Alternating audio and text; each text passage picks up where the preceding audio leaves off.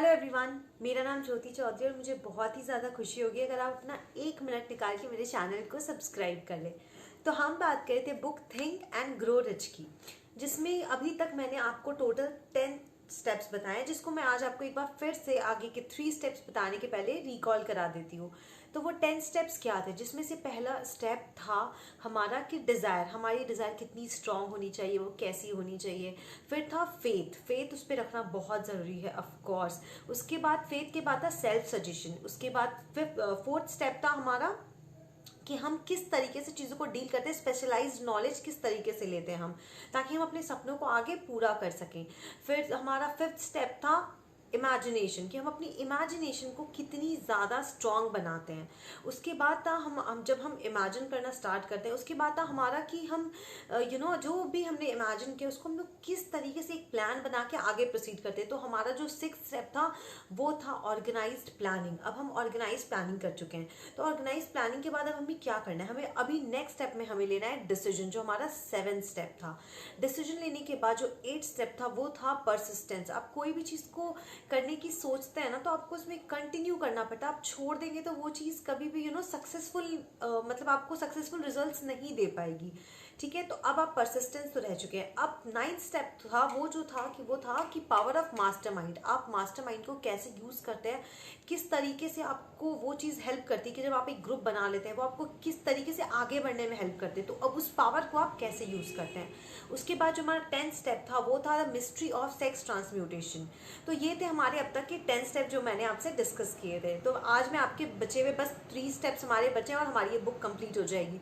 तो मैं वो 3 स्टेप्स आज आपसे डिस्कस करूंगी। मैं ये थ्री जो नेक्स्ट स्टेप है वो डिस्कस करने के पहले आपको कुछ बता देना चाहती हूँ। जो 10th स्टेप था हमारा कि the mystery of sex transmutation, इसके बारे में मुझे बहुत सारे मैसेज आ रहे थे, कॉल्स आ रहे थे कि बहुत लोग ना इस चीज़ को एक रॉन्ग वे में ले रहे हैं या फिर एक नेगेटिव पाथ की तरफ वो लोग जा रहे हैं। तो मैं आपको ये चीज़ बता देती हूँ कि लाइफ में ना कोई भी चीज़ हो, चाहे कोई भी चीज़ हो, हर चीज़ का एक पॉजिटिव एंड नेगेटिव साइड दोनों होता है।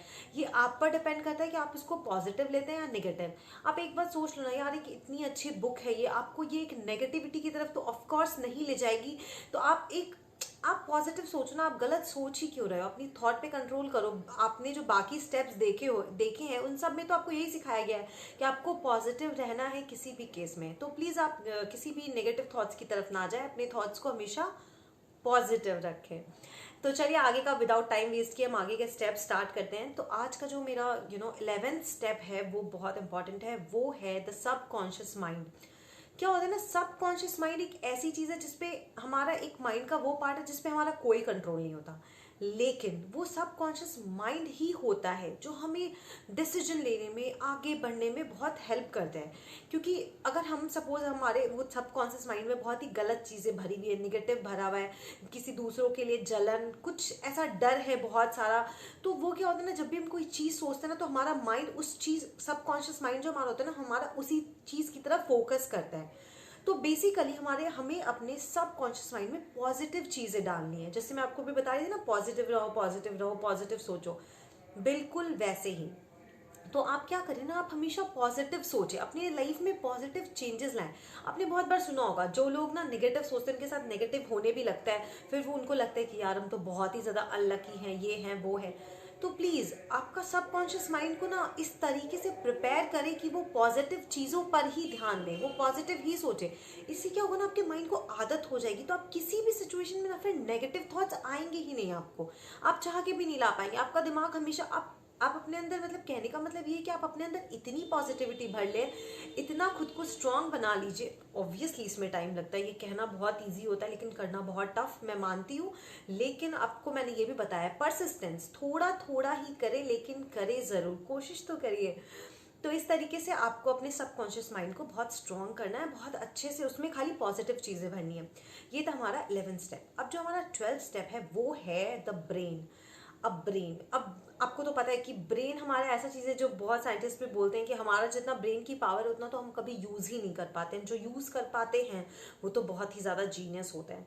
तो आपको क्या करना है, क्योंकि ब्रेन में एक ऐसी पावर होती है जिसको आप एक सेंडर एंड रिसीवर दोनों की तरह यूज़ कर सकते हैं। पॉजिटिव दे भी सकता है एंड पॉजिटिव ले भी सकता है। आप निगेटिव सोचेंगे तो निगेटिव दीजिए और निगेटिव लीजिए।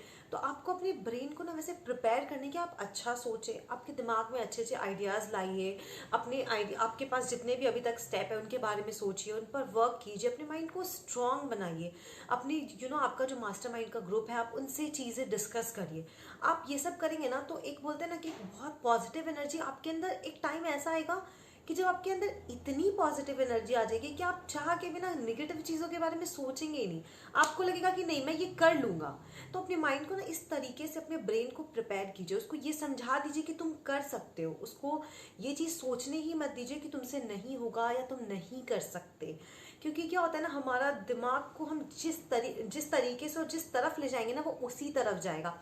आपने जनरली सुना होगा, अगर या फिर बहुत बार आपने खुद भी ये फील किया होगा, जब आप सोचते हैं कि यार मैं तो बीमार हूँ, यार मुझे तो अच्छा नहीं लग रहा है, यार मेरी तबीयत ठीक नहीं है, तो नहीं भी अगर होना होता है ना तो वो भी आपकी तबीयत खराब होने लग जाती है और आप बहुत ही अनईजी फील करने लग जाते हैं। सब ना इसका पावर है, ब्रेन का।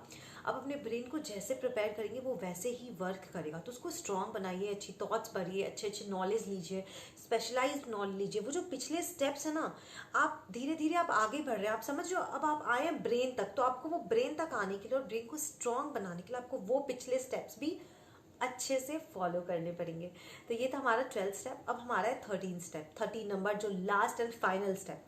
अब ये लास्ट एंड फाइनल स्टेप क्या है, ये बहुत ही अभी तक का सबसे इम्पॉर्टेंट स्टेप है। एंड जब तक आप 12 इन सारे मतलब जितने अभी 12 स्टेप है ना, अगर आप इनको फॉलो नहीं करते ना तो आप ये 13 स्टेप तक आप पहुंच नहीं पाएंगे। और आपको एक्चुअली बेसिकली इस 13 स्टेप को पार करने के लिए, या इसको अच्छे से अपने दिमाग में बिठाने के लिए, या इस पर सक्सेस पाने के लिए आपको बाकी 12 स्टेप में एकदम अच्छे से, बोलते हैं ना, महारत हासिल करना, वो करनी होगी। क्योंकि अगर आपने वो 12 स्टेप ठीक से फॉलो नहीं करे तो आप इस 13 स्टेप का ना मतलब इसको फॉलो ही नहीं कर पाएंगे, इसमें आप जीत ही नहीं पाएंगे।